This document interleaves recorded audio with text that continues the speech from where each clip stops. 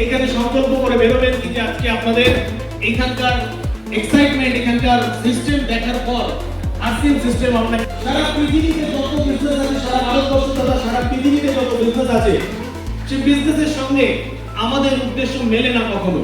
আপনারা কিছুক্ষণ আগে যখন মার্কেটিং প্ল্যান দেখেছিলেন, আপনারা খেয়াল করে দেখেছেন মার্কেটিং প্ল্যানে তিনটে উদ্দেশ্য আমাদেরকে দেখানো হয়েছিল। আপনি একটা মাত্র কোম্পানি খুঁজে এনে দেখান, একটা যে কোনো বিজনেস খুঁজে এনে দেখান যাদের কাছে এই তিনটে উদ্দেশ্য আছে। আজকের দিনে সারা ভারতবর্ষে যে আরসিএম সিস্টেম এমন একটা সিস্টেম যেটা কিনা পরমাত্মার আশীর্বাদ, পরমাত্মার প্ল্যানিং, ঈশ্বরের প্ল্যানিং বা আল্লাহ খুদা গড যাই বলুন না কেন তারই প্ল্যানিং। আপনি চেঞ্জ বুঝতে পারবেন কিভাবে? দেখুন, আমি আপনাকে একটা এক্সাম্পল বলি। আজ থেকে কয়েক বছর আগে 2012 সালে আমাদের সঙ্গে একটা বিরাট বড় ঘটনা ঘটেছিল, যে ঘটনাতে আরসিএম সিস্টেমকে বন্দী বানানো হয়েছিল, বন্দী করার চেষ্টা করা হয়েছিল বলতে পারি। আর ঠিক এটার সঙ্গে রিলেটেড একটা ঘটনা মহাভারতেও ঘটেছিল। আপনারা জানেন কি যে ভগবান শ্রীকৃষ্ণ যখন যুদ্ধ থামানোর জন্য কৌরবদের রাজসভায় আসে এবং শান্তি প্রস্তাব নিয়ে আসে, সমস্ত মহারথীরা আছে সেই রাজসভায়। শ্রীকৃষ্ণ এন্ট্রি নেওয়ার পর উনি বলেন কি যে দূতের প্রণাম স্বীকার করুন, শান্তি দূতের প্রণাম স্বীকার করুন, সবার আগে শ্রীকৃষ্ণ এই কথাটা বলেন। তো সেখানে দুর্যোধন থেকে শুরু করে সমস্ত যারা মহারথী ছিলেন কৌরবদের পক্ষে তারা সবাই উপস্থিত আছেন। তো কৃষ্ণকে জিজ্ঞেস করা হয় যে আপনার কি প্রস্তাব আছে।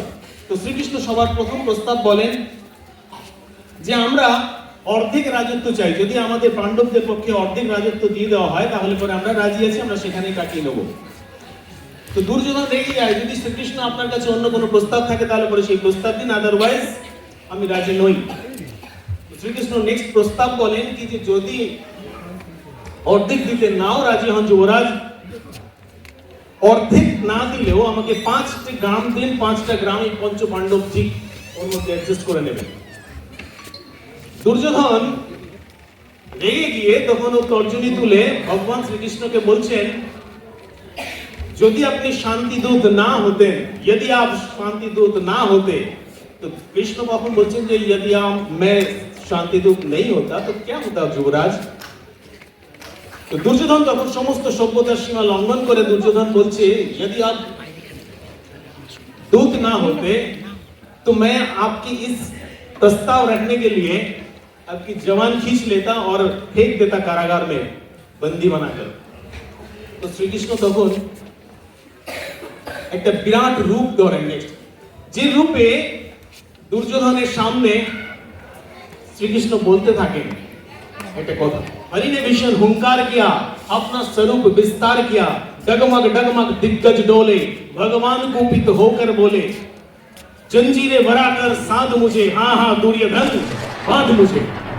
ये देख गगन मुझ में लय है, ये देख पवन मुझ में लय है, मुझ में विलीन संसार सकल, मुझ में लय है संकार सकल, ऋग हो तो दृश्य कांड देख, मुझ में सारा ब्रह्मांड देख, ये देख सृष्टि का आदि सृजन, ये देख महाभारत का रन, मृतकों से पटी हुई भू है, पहचान इससे कहा तू है। এই কথাটা যখন বলেন দুর্যোধন তখন কমপ্লিট হয়ে পড়ে যায়, বাঁধতে এসেছিল কাকে না ভগবান শ্রীকৃষ্ণ। এক্স্যাক্টলি 2012 সালে ডিসেম্বর মাসে আমাদেরকে কেউ বাঁধতে এসেছিল। আপনারা জানেন, অনেকে যারা পুরনো ছাত্রী আছেন তারা জানেন আমাদেরকে বাঁধতে এসেছিল। সেই সময় আমরা আমাদের বিকরাল রূপ প্রদর্শন করেছিলাম দিল্লি এবং রাজস্থানে। তখন ভারত সরকার বাধ্য হয়ে আমাদের জন্য রুলস তৈরি করে, ডাইরেক্ট সেলিং সিস্টেমের জন্য আলাদা করে রুলস তৈরি করা হয় এবং ভারতবর্ষের লিগ্যাল ডাইরেক্ট সেলিং এর মধ্যে নাম্বার 1 পজিশনে রাখা হয় আরসিএম সিস্টেম।